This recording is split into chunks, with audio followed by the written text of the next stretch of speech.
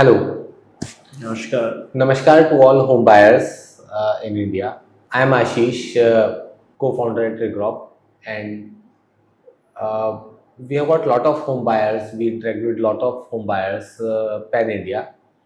So in that series, we have found lot of problems that home buyers face. In Indian market, there are extremely good developers who are very competitive, very their foundations are extremely solid and they give very good customer service also and finished products also. And in the same ecosystem there are a lot of builders from which buyers do not get the right solutions for their problems. So we will discuss about home buyers problems also with some builders. Today we have with us Bhuvanijik Consultants, Mr. Shank Mittal. Namaskar. He is extremely well versed in real estate business and real estate legal terminologies also, and how what are the grievance redressal mechanisms for home buyers.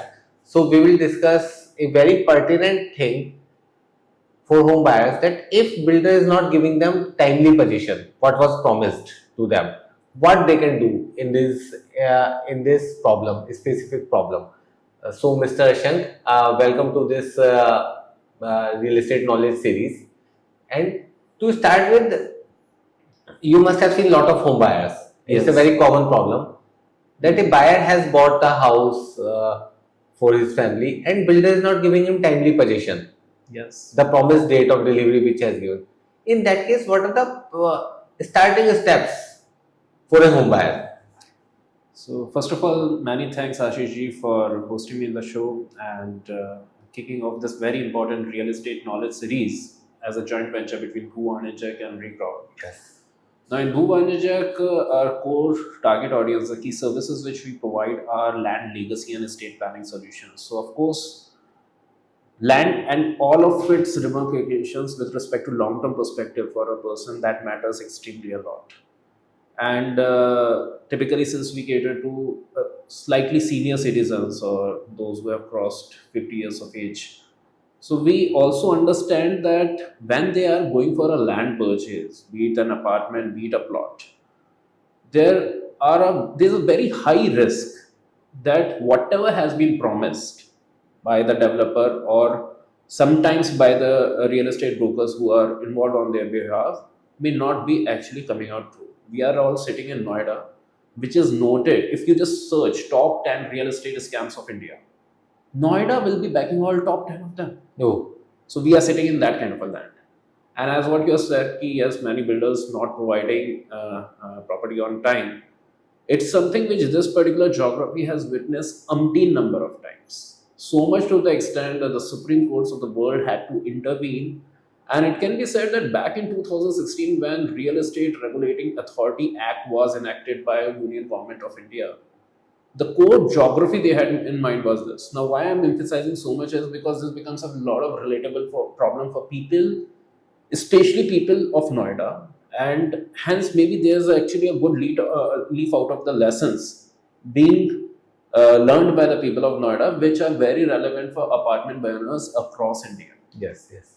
That's why I'm doing this kind of a जितने content अच्छे setting. Builder हैं India में, you see बहुत अच्छे builders हैं जिन्होंने बहुत अच्छी फिनिश्ड प्रोडक्ट्स कस्टमर्स को दी है और टाइमली डिलीवरी की है, उतने ही ऐसे बिल्डर्स भी है जो टाइमली डिलीवरी नहीं कर पा रहे हैं। बिल्कुल। और कस्टमर्स बहुत स्ट्रगल करते हैं, उनकी होम लोन की ईएमआई भी चल रही होती है मेनी टाइम्स और उनका रेंट भी जा रहा होता है। बिल्कुल। इन दैट केस वो बहुत फिक्स में हो जाते हैं। बिल्कुल। तो इस पे थोड़ा सा आप फुक बताइए अशंक जी कि ऐसे में कस्टमर्स को क्या करना चाहिए। देखिए, ये जो आपने सारी प्रॉब्लम्स बताई कि होम लोन ईएमआईज वगैरह सब चली जा रही हैं, ये बहुत ही ज्यादा रेगुलर प्रॉब्लम रही है। पहले तो understand it's a mass phenomenon. We are not talking कि अगर आप इस कैटेगरी में हैं बाय चांस, तो ऐसा नहीं है आप अकेले हैं, आपसे पहले बहुत हजारों कस्टमर्स ऑलरेडी इस रास्ते में तड़प चुके हैं और इतने लेवल पे तड़पे हैं कि उनके केसेस सुप्रीम कोर्ट और सब जगह पे सुनवाई पे गए और उस लेवल पे आया कि यार ये तो बहुत बड़ा स्कैम चल रहा है और हमें इस चीजों में रेगुलेट करने की जरूरत है। इसलिए खास तौर पे 2016 में देखिए, अगर आपके साथ कोई भी स्कैम होता है, आपको ट्रांसफर ऑफ प्रॉपर्टीज एक्ट 1882 से जो चल रहा है वो पूरा अधिकार देता है उस पर कोई भी कोर्ट में जाके सिविल केस करने का। ऊपर से एक कंज्यूमर कोर्ट भी होता है जहां पे आपको अगर कोई भी प्रॉमिस किया गया है किसी भी मैन्युफैक्चरर या सर्विस प्रोवाइडर ने और उसने वो डिलीवरी नहीं करी तो आप उसके अगेंस्ट केस कर सकते हैं, क्योंकि ये सब हमेशा से रहे हैं हम लोगों के पास और लोग करते भी रहे।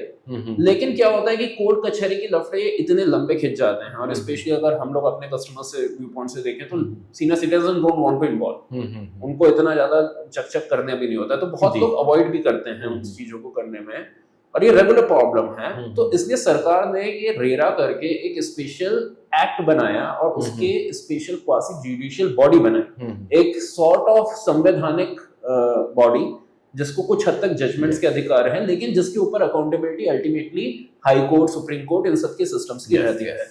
तो इसने क्या किया कि जितनी ये टाइप की प्रॉब्लम होती है उसमें जो टिपिकल सॉल्यूशंस दिए जाते थे कोर्ट्स के थ्रू, उन्होंने उसे स्टैंडर्डाइज्ड स्क्रिप्ट में डाल दिया। तो स्टैंडर्ड स्क्रिप्ट्स क्या होती है? देखिए, सबसे पहले तो ये रियल एस्टेट डेवलपर्स का मैक्सिमम स्कैम, पैसा आपसे किसी बात के लेंगे, लगा देंगे किसी और प्रोजेक्ट में, और उस चक्कर में क्या होता था, प्रोजेक्ट्स के डिलेज होते थे। तो रेरा एक्ट ने बकायदा एक पूरा नियम बनाया कि अगर आप किसी भी प्रॉपर्टी को बना रहे हैं एज अ डेवलपर और आपको उसके लिए किसी बैंक अकाउंट में पैसे दे रहे हैं, तो आपको उस बैंक अकाउंट का पैसा उसी कंस्ट्रक्शन के लिए ही यूज करना है, आप उसे साइफन ऑफ इधर उधर नहीं कर सकते। ये बहुत ही इंपॉर्टेंट वो आया है। अब क्या है कि बाय चांस अगर आपके डेवलपर उस टाइप के हैं जिन्होंने ये सब साइफन ऑफ मनी करा होगा, ये आपको बोल तो दिया यहाँ पे हमें ट्रांसफर कर दो और हम बस आपके प्रोजेक्ट को कर रहे हैं, लेकिन एक्चुअली उन्होंने दाएं बाएं कर दिया होगा, तो चांसेस है कि मोस्टली ऐसा कोई भी डेवलपर होगा वो 500 मीटर स्क्वायर से ज्यादा का प्लॉट को डेवलप कर रहा है या हमें अपार्टमेंट्स बना रहा है, तो वो रेरा के एम्बेड में ऑलरेडी आ जाता है। सबसे पहले तो सरकार उस पर ये कराएगी कि भाई साहब, आप इतना बड़ा जब डेवलपमेंट कर रहे हैं तो आपने हमसे उसका जो एक हमने नियम बना रखा है कि एक रेगुलेटिंग अथॉरिटी से अधिकार प्राप्त करके ही आप ये डेवलप करके सेल प्रमोट कर सकते हो, आपने वो सब क्यों नहीं किया? तो पहली पेनल्टी तो उसकी उसी लेवल पे आ जाती है, और पेनल्टीज जो डिफाइंड है वो 5% of the real estate cost, यानी उस पूरे के पूरे प्रोजेक्ट की 5% की कॉस्ट तक वो पेनल्टीज जा सकती है। तो आप समझिए, तो एक रियल एस्टेट डेवलपर के लिए उस लेवल पे अगर कोई वो हो गया तो मतलब आपको तो कंपनसेशन एक तरफ है, लेकिन उनको जो सरकार ही पेनल्टी पहले लगाने वाली है, बहुत पेनल्टी है, वही अच्छी खासी है। तो इस लेवल पे अकाउंटेबिलिटी गवर्नमेंट ने उस पे करी कि आप तो पहले तो ये सब चीजें रजिस्टर की होनी चाहिए थी। तो बाय चांस अगर आपकी प्रॉपर्टी ऐसे उसमें आ रही है रियल एस्टेट प्रोजेक्ट में जिसका उसने रेरा में रजिस्ट्रेशन ही नहीं कराया, और वो 2016 के बाद से उसने प्रॉपर्टी बनाना चालू किया, आपको बेचना चालू किया, और वो 500 स्क्वायर मीटर से ज्यादा का है, तो यहाँ पे तो आप पहली बार में ही उसको डेवलपर के अगेंस्ट एक पूरा सॉलिड केस करवा सकते हैं कि आपने बिना रेरा परमिशन पे ही करवा दिया, तो एक अलग लेवल पे ही चीजें चली जाती हैं। फिर दूसरा ये आ जाता है कि अगर आपने फिर वो बैंक अकाउंट लिया और उस बैंक अकाउंट पे आपने साइफन ऑफ कर दिया, उसका अप टू आई थिंक 10% उसका अलाउड है कि किसी और नॉन मतलब उस प्रोजेक्ट से इधर उधर के कुछ कॉजेस पे कर सकते हैं, but not more than that, and it has to be audited. अब पता चला उस डेवलपर ने उसको और इधर उधर फंड्स को यूज किया था, तो उसकी पूरी स्क्रूटनी होके अगेन उस पे एक पेनल्टी हो जाएगी कि उसने रेरा का एक मूलभूत नियम को उल्लंघन किया है। यहाँ तक तो सिर्फ एक डेवलपर्स के लेवल पे जो बड़े लेवल के नियम हैं। फिर अब आ जाती है कि आपको दिया हुआ प्रॉमिस कि मैं इतने इतने समय तक आपको ये पूरी प्रॉपर्टी बना के दूंगा, आप वो प्रॉमिस को अगर वो नहीं कर रहे हो, तो रेरा ने उसमें बड़े शुद्ध तरीके से नियम बना रखे हैं कि उन्होंने कहा है कि भैया फिर आप वो नहीं कर रहे हो, तो अगले बंदे ने तो इतनी EMIs ले रखी है, उसका तो हर महीने का वो जा रहा है, तो आप तो उसका मतलब एक जो उसने आपको जो पूरा आई जोड़ के आपको प्रिंसिपल अमाउंट दिया था, उसका पूरा इंटरेस्ट लॉस तो उसका डायरेक्ट लॉस है, मतलब उसमें तो बिल्कुल ही वो उसका शुद्ध रूप से जा ही रहा है जी। तो आपको हर महीने का जो डिले हो रहा है उसके हिसाब से उसका इंटरेस्ट दीजिए, ओके। और अगर वो डिले इस लेवल पे आ गया है कि अब एक होता है कि अलायंस पीरियड कि चलो ठीक है, प्रोजेक्ट्स के फोर्स मैच्योर के बेसिस में ज्यादा से ज्यादा इतने समय तक 6 महीने 12 महीने तक अलाउ होगा, उससे ज्यादा अगर वो डिले हो गया है और अलॉटी बोले कि भाई अब मैं तो इससे बेटर है कहीं और ढूंढ रहा हूँ, मुझे यहाँ से रैप अप करना है, तो उसे इंटरेस्ट समेत उसका पूरा कंपनसेशन वापस करें। तो ये रेमेडी बड़ी अच्छे से डिफाइंड है। तो इट इज लाइक कि एक पूरा एल्गोरिथम बना रखा है सरकार ने, आप इसमें सही तरीके से ये सब करिए, और अगर अपना केस प्रूव कर देते हैं तो फिर this is how remedy it should be. और उसमें ये भी है कि जो आपकी ये अथॉरिटीज हैं, they are bound to give a decision in 30 days। अच्छा, टाइम बाउंड भी कर ये टाइम ऐसा ना हो कि वहां पर भी कस्टमर को बहुत समय लग जाए एप्लेट ट्रिब्यूनल में जी। तो उस पे फिर वो ठीक है कि रिवाइज्ड हियरिंग, और वो रिवाइज्ड हियरिंग का हो सकता है, तो वो 30 डेज का इनटू 3 करते हुए आप 30 to 90 डेज की एक वैसी साइकिल चली जाएगी कि जिसमें टू एंड फ्रो, मतलब एटलीस्ट उन्हें डिसीजन तो देना है। तो ये तो नहीं है कि आज की सुनवाई के बाद अगली सुनवाई आपकी 1 साल बाद होगी, नहीं, नेक्स्ट 30 डेज। मोर और लेस जितने भी काउंटर पार्टी के एलिगेशंस हैं, 3 से 4 हियरिंग्स में सब्सटेंसिव डेटा जिसके बेसिस पे कोई जज डिसीजन ले सकता है वो आ जाता है, और उससे भी बियॉन्ड वो आ रहा है। तो रेरा के भी ऊपर एक रेरा एपेलेट ट्रिब्यूनल बनाया गया है जिसपे आप अपील कर सकते हैं उस केस की, और अगर आप उससे सेटिस्फाइड नहीं है तो आप हाई कोर्ट जा सकते हैं। अच्छा। सो ये हाई कोर्ट के अंदर ही जी। सो इसमें गौरतलब बात यह है कि ये क्वाजी जुडिशियल बॉडीज होती हैं, यानी कि ये कोर्ट की तरह कुछ इन्हें अधिकार है लेकिन पूरे नहीं है। तो अल्टीमेटली वो जो उनकी जुडिशियली अथॉरिटी आती है वो आती हमारे जो माननीय सुप्रीम कोर्ट और उसके नीचे हाई कोर्ट्स है उसी से ही डिराइव होती है। अच्छा। तो अल्टीमेटली उस पे भी व्यक्ति जा सकता है। तो अब कहने की मतलब यह है कि अगर ये सारी की सारी जगह की जगह आप कंज्यूमर कोर्ट्स पे भी जाते हो तो बिल्कुल जा सकते हो, वैधानिक रूप से पूरी तरह से मान्य है जी। लेकिन बात यह है कि उसमें उतने अच्छे से फ्रेमवर्क्स डिफाइंड नहीं है। तो आप मतलब आप रेमेडीज वगैरह पे मतलब कई चीजें थोड़ा सा वो जो जज है उसके डिस्क्रिशंस पे हो सकते हैं, लेकिन रेरा में एक पूरा प्रोसेस डिफाइंड है तो वो थोड़ा सा लोगों के एडवांटेज में ज्यादा आ जाता है। थोड़ा आशंक जी ये बताइए कि किसी कस्टमर को क्या स्टेप 1 लेना चाहिए सबसे पहले, फिर क्या उसे स्टेप 2 लेना चाहिए, in simple words, so that customer बिल्कुल हम उसे बता पाए कि ये गाइड है, आप इसे थोड़ा फॉलो करोगे तो you will get something out of this. Yes. तो देखिए, सबसे पहला कोई भी ऐसा कार्य होता है तो एक कस्टमर के लिए सबसे इम्पोर्टेंट चीज है उसके डॉक्यूमेंट्स दुरुस्त हो। ओके। क्योंकि अल्टीमेटली आपके साथ अगर ये केस हुआ है तो आपको आपके जो कागजात है जो आपकी पूरी अंडरस्टैंडिंग उस डेवलपर के साथ बताते हैं, और उस पूरे प्रोसेस में अगर किसी और पार्टी भी इन्वॉल्व थी जैसे रियल एस्टेट एजेंट्स वगैरह भी इन्वॉल्व थे, तो वो सभी की वो पूरी रिलेशनशिप के ट्रांजैक्शंस वगैरह क्या थे, वो बिल्डर बायर एग्रीमेंट क्या था, वो एक्चुअली आपकी सेल्स डीड क्या थी, ये सारे डॉक्यूमेंट्स बहुत ज्यादा इंपॉर्टेंट हो जाते हैं। सबसे पहले मतलब आप कह रहे हो कस्टमर को अपने पेपर्स ऑर्गेनाइज करके रखने चाहिए। बिल्कुल जी। क्योंकि आने वाले टाइम में यही आपका सबसे क्रूशियल डेटा ठीक है। इंक्लूडिंग अगर कुछ लिखित कम्युनिकेशन मोबाइल के एसएमएस या ईमेल पे था वो सब भी और रेरा अथॉरिटी के नियमों में ये सब पूरी तरह से मान्य है। ओके। तो अगर उस बिल्डर ने कोई न्यूज़पेपर ऐड दिया था और वो आपके पास है तो वो भी बिल्कुल प्लीज रखिए, क्योंकि उसमें वो है वो प्रोस्पेक्टस जो उसका है वो भी आपका एक इम्पोर्टेंट डॉक्यूमेंट में आ जाता है, क्योंकि ये सब चीजें मान्य है। तो फर्स्ट कस्टमर को अपने पेपर्स रेडी रखने, कंप्लीट जितना भी सेट है वो तैयार रखें। इसके बाद कस्टमर क्या करे? उन पेपर्स को तो उसने इकट्ठा कर लिया, उसके बाद देखिए अल्टीमेटली किसी भी लीगल में ये होता है कि आपकी जो दो पार्टीज हैं उनके बीच में संवाद। तो इस चीज के लिए ये जो संवाद को हम कहते हैं लीगल नोटिस, कि अगर मान लीजिए कि ये पार्टी ए है और इसने मेरे को ये चीज नहीं दी, तो मैं उसे जब एक संवैधानिक रूप से उसे बताता हूँ कि देखिए भारत सरकार के ही उसमें हम लोगों के जितने भी आदान प्रदान हो रहे हैं उसमें आपने मेरे को एक प्रॉमिस किया था जिसके लिए मैंने आपको इतना वो दिया था, और अब आपका प्रॉमिस फुलफिल नहीं हुआ है या डिले हो रहा है जी, तो उसके लिए मैं आपको ये मतलब प्लीज एक्ट ऑन इट। तो एटलीस्ट आपने अपनी तरफ से एक दायित्व तो निभा दिया कि उसे पूरी तरह से रिमाइंड करना। मतलब फर्स्ट सेकंड स्टेप आप ये कह रहे हो कि सेकंड स्टेप में कस्टमर को लीगल नोटिस भेजना चाहिए, बिल्डर को लीगल नोटिस भेजना चाहिए, और साथ में जो उसकी रजिस्ट्री का वो जो पूरा है मतलब जो बंच ऑफ पेपर्स जो है उसका बिल्डर बायर एग्रीमेंट में भी सॉरी मतलब जब आप नोटिस भी भेज रहे हैं तो रजिस्टर्ड पोस्ट के थ्रू भेजें, जिसमें आपके पास वो है कि ये उन्होंने रिसीव कर लिया, क्योंकि ये सब कोर्ट में एडमिसिबल डॉक्यूमेंट्स में आते हैं। तो वो जो रजिस्टर्ड पोस्ट है उस चीज को भी आप रहे हैं। अब इसमें दो ही चांसेस हैं, एक है कि उसने एक्ट वो उसमें आ जाए कि चलो ठीक है आपको वापस एक काउंटर नोटिस दे दे कि मैं इतने समय पे आपको दे रहा हूँ या ये सब दे रहा हूँ, देयर इज अ चांस कि कोई जेन्युइन बिल्डर इस तरीके से कर सकता है। और अगर जेन्युइनली वो बिल्डर ऐसा ही है जो मतलब मैलिशियस इंटेंशन से ही चीजें डिले कर रहा है तो वो कुछ रिप्लाई भी ना करे, ठीक है, लेकिन वो non reply is also admissible in that. Okay, तो एटलीस्ट आपकी कोर्ट की जो आगे की कार्रवाई होगी उसके लिए वो रेलेवेंट बन जाता है। फिर अब अगला स्टेप आता है आपका रेरा। अब देखिए रेरा ने चीजें इतनी सुलभ कर रखी है कि एक आम कस्टमर भी अपने से अपनी पूरा रेरा फाइल रेरा के पोर्टफोलियो पे अच्छा। कर सकता है। ये ऑनलाइन कर सकता है या इसके लिए Online. ऑफलाइन जाना पड़ेगा?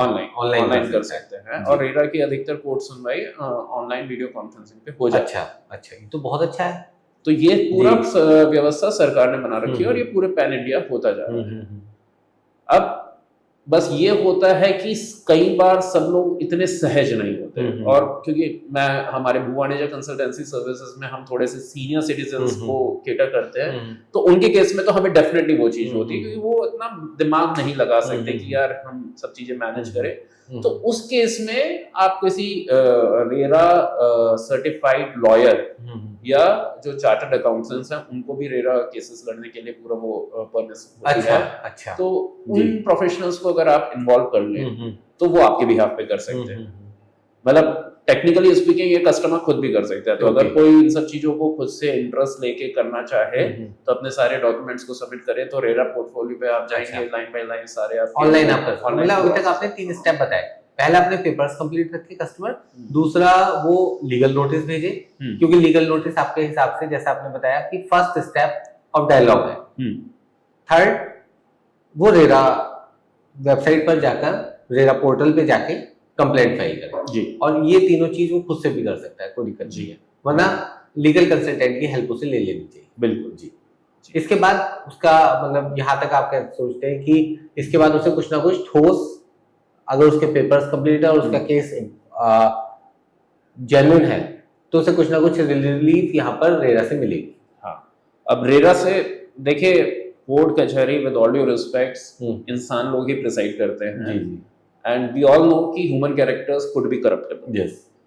और ये एक बेसिक एजम्पशन हमारी जुडिशरी का राइट फ्रॉम डे वन में रहा है कि ऐसा नहीं है कि वो चीज होती है, इसलिए अपील जो होता है उसको हमेशा से प्रोविजन रखा जाता है। अब चलो ठीक है, कहीं पे किसी ने कुछ इन्फ्लुएंस कर दिया, देखिए जहाँ पे रियल एस्टेट इन्वॉल्व होता है, बहुत बड़ी अमाउंट होता है, तो भी let's be practical in Indian conditions, palm greasing चलती रहती है इंडस्ट्री में। तो प्लान भी इसलिए आपको सोच समझ के वो रखना होता है कि बाय चांस अगर कहीं पे वो आपको संतुष्टिजनक कार्रवाई नहीं भी आई है, तो आपके ऊपर एक एपलेट ट्रिब्यूनल, अच्छा, उसके ऊपर हाई कोर्ट है। ओके, बट डेफिनेटली जब आप उस वाले रास्ते पे जाते हो तो कुछ हद तक आपका लीगल कंसल्टेंट्स पे डिपेंडेंसी बढ़ जाएगी। ओके जी। तो अगर आपको संतुष्टिजनक रिप्लाई नहीं मिला तो कोई नहीं, फिर उसके बाद आप लीगल कंसल्टेंट्स के थ्रू उस केस को थोड़ा। आपने शंकी बहुत अच्छा बताया।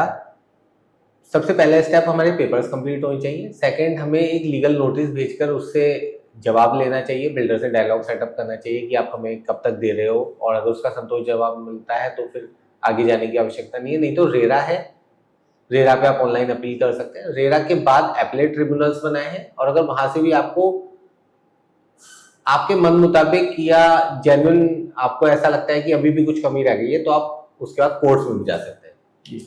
तो आपने बहुत अच्छे से गाइड दी कस्टमर्स को, जिससे कोई भी होम बायर अपनी प्रॉब्लम को सुलझा सकता है। और ये बहुत बड़ी प्रॉब्लम है हमारे देश में कि लोगों को उस समय तक घर नहीं मिलता है जब उन्हें प्रॉमिस किया गया था।